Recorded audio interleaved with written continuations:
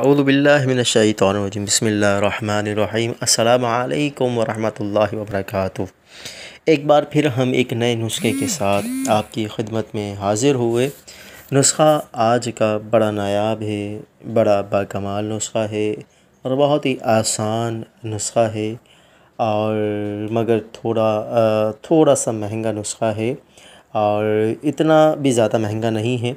लेकिन इसे आप अगर चाहें तो ख़ुद बना सकते हैं, लेकिन थोड़ा सा नुस्खा जो है उसमें थोड़ी बहुत करवाहट भी आपको महसूस होगी। थोड़ी बहुत मैंने इस वजह से कही कि इसमें हमें आखिर में मिश्री का इस्तेमाल करना अगर शुगर ना हो, वगरना ये कि मिश्री के बगैर तो फिर जो है वाकई ऐसा होगा कि इसको खा ले, निगल ले, बस ऊपर से पानी पी ले या शहद या शरबत वगैरह का इस्तेमाल कर ले। और अगर मिश्री भी इस्तेमाल कर लें तो जायका थोड़ा सा चेंज हो जाएगा, खोपरा या मिश्री वगैरह। तो मिश्री का भी ऐड कर लें और खोपरे का भी ऐड कर लें। नुस्खा ये आप अज्जा जो है मुलाहज़ा फरमा रहे हैं, 3 अज्जा हैं। सौंठ, इसे ज़ंजबील भी कह देते हैं, सौंठ भी कहा जाता है। दर हकीकत ये अदरक होती है, लेकिन जब अदरक को सुखा लिया जाए, खुश्क कर लिया जाए तो ये ज़ंजबील कह देते हैं, इसे सौंठ भी कह सकते हैं, कह देते हैं। इसी तरह आप ये देख रहे हैं ज़ीरा। अच्छा, ज़ीरा मार्केट में 2 नंबर भी मिल रहा है। सफ़ेद ज़ीरा होता है लेकिन वो कलर वगैरह और कुछ को 2 नंबर तरीके से वो सिहा करके जो है उसे बेच रहे होते हैं। तो वज़न कम करने के लिए, वज़न गिराने के लिए जुज़्वे आज़म जिसे शुमार किया जाता है वो ज़ीरा सिया बहुत जो है ज़बरदस्त फ़ायदा करता है, फ़ाक़ा करता है। तो इसमें ज़ीरा सिया भी आप मुलाज़ा फरमा रहे हैं। तो ज़ीरा लेना है लेकिन सिया लेना है, काला, और जो है ओरिजिनल होना चाहिए, असल होना चाहिए। और जो ज़ंजबील है ये भी जो है असल होना चाहिए। दूसरा जो है जैसे नॉर्मल ज़ंजबील मिल जाती है, लेकिन जो है 2 नंबरी आजकल कहने की वजह ये कि जो आम लोग जाते हैं इनमें 2 नंबरी बहुत ज़्यादा हो जाती है। फिर लोग गिला शिकवा करते हैं कि हमें फ़ायदा नहीं हुआ। तीसरी जो चीज़ आप मुलाहज़ा फरमा रहे हैं वो है पुदीना, यानी जंगली पुदीना, जिसे खुश्क पुदीना जो हम लोग खाते हैं सालन वगैरह में डाल के। वो नॉर्मली तो हम तर लेकर आते हैं, गीला लेकर आते हैं, लेकिन इसे धूप में सुखा लें, खुश्क कर लें। तो ये तीनों जो है बराबर बराबर वज़न लेना। 1 पाव काला ज़ीरा, 1 पाव ज़ंजबील और 1 पाव जो है वो आपका ये पुदीना, जंगली पुदीना, नहरी पुदीना भी इसे कह दिया जाता है। ये तीनों चीज़ें लेनी है बराबर बराबर वज़न से। अच्छा, लेने के बाद जो है अब इसकी पुदीने जो है ना, पुदीना, इस पुदीने की डंठल को अलग कर दें और पत्ते वगैरह इसमें शामिल कर दें, सफाई सुथराई अच्छी तरह करके। और फिर जो है सबका पाउडर बनाने से क़ब्ल जो है हम क्या करें, सबसे पहले हम ज़ीरा जो सिया हमारे पास है हम इसे मुतब्बर करेंगे, मुसफ़्फ़ा करेंगे, इसकी इस्लाह करेंगे।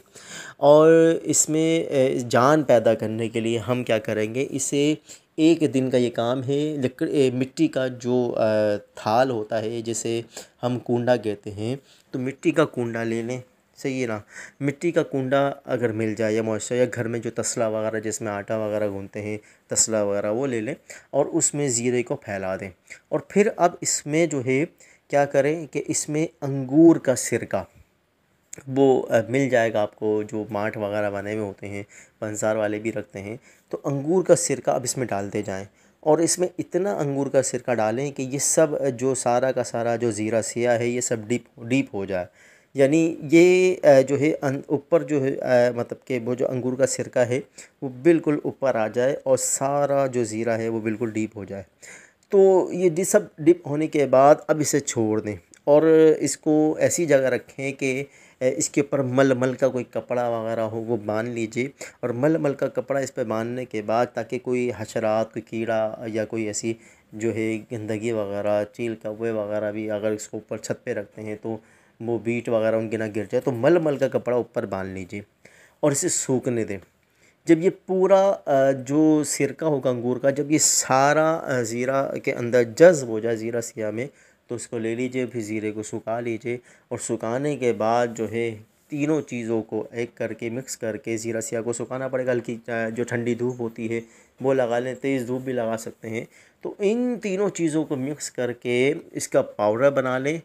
और अगर वज़न ज़्यादा है, बहुत ज़्यादा वज़न है और इसे तेज़ी के साथ कम करना चाहते हैं, तो चाय का एक एक चमचा खाली पेट लें, खाली पेट लें चाय का एक एक चमचा, तो वज़न तेज़ी से गिरेगा। खाना और नाश्ता से आधे घंटे पहले। और अगर नॉर्मली वज़न है लेकिन फिर भी कम होना चाहते हैं तो फिर नाश्ता खाने के आधे घंटे 1 घंटे के बाद एक एक चमचा जो है इस्तेमाल कर लिया जाए। और एक एक चमचा लीजिए। और ग्रीन टी, जिसे हम ग्रीन टी कहते हैं, ग्रीन चाय, सब्ज़ चाय, ग्रीन टी, हो सके तो उसका भी इस्तेमाल कर लें शाम के टाइम।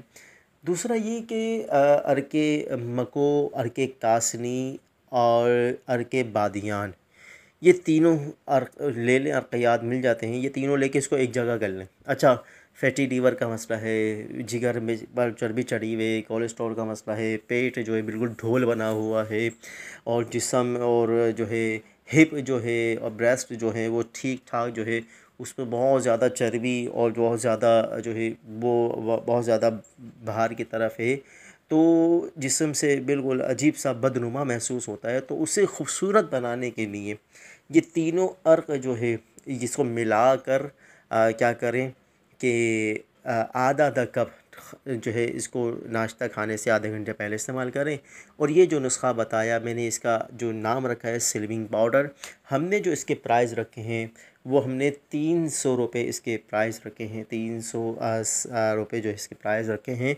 और यकीनन ये बहुत लाजवाब है। इससे सब ये स्लिमिंग पाउडर जो हमारे मज़हब पे सबसे ज़्यादा चलने वाला है, बड़ा इफ़ाक़ा करता है। और जो है इसे जो है हम यही कहेंगे कि अगर बनाना चाहें तो उसे बनाएं, और यकीनन जो है बहुत फ़ायदा होगा। और हमें भी ख़ुसूसियत के साथ दुआओं में याद रखिएगा। इंशाअल्लाह फिर अगले मर्तबा दोबारा हम एक नए नुस्खे के साथ इंशाअल्लाह आपकी खिदमत में आएंगे। अल्लाह ताला हमें जो है दोनों जहां की खैर व बरकत अता फ़रमाए, तमाम बीमारियों से हम सबको शिफ़ा और तंदुरुस्ती सेहतयाबी अता फ़रमाए। इंशाअल्लाह रमज़ान की आमद रमज़ान के हवाले से इंशाअल्लाह हम जो है कुछ अहम नुस्ख़ाजात जो है ला रहे हैं।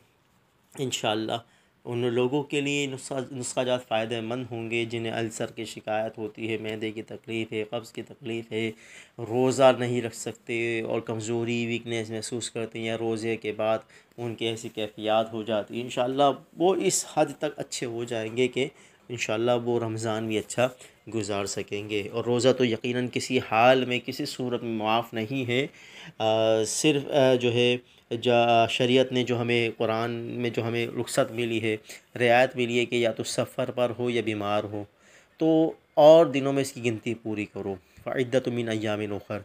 लेकिन वो बीमारी, वो मामूली बीमारी जो होती है, सर दर्द, नज़ला, ज़ुकाम और ऐसी बीमारी कि हम जो है अगर सहरी में या इफ़्तार में अगर टैबलेट्स वग़ैरह, दवाई वग़ैरह का इस्तेमाल करें तो यकीनन वो ऐसी बीमारी का हम कंट्रोल कर सकते हैं।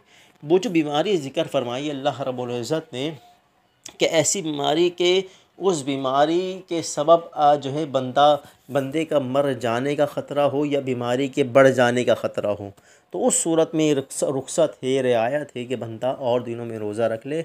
लेकिन मामूली बीमारी में बिल्कुल रुख़सत और रियायत नहीं होगी, और जो है रोज़ा हर हाल में जो है रखना होगा, ये ज़रूरी होगा, फ़र्ज़ है। तो अल्लाह से मदद मांगे। और रसूलुल्लाह सल्लल्लाहु अलैहि वसल्लम ने भी इरशाद फरमाया, सूमु तसीहु, रोज़ा रखो सेहतयाब हो जाओगे। तो रोज़ा जिस्म के लिए, सेहत के लिए भी बहुत ज़्यादा मुफीद है, बहुत सारी बीमारियों को दूर करता है। अल्लाह ताला जो है हिम्मत दे, हौसला दे। अस्सलामु अलैकुम व रहमतुल्लाह।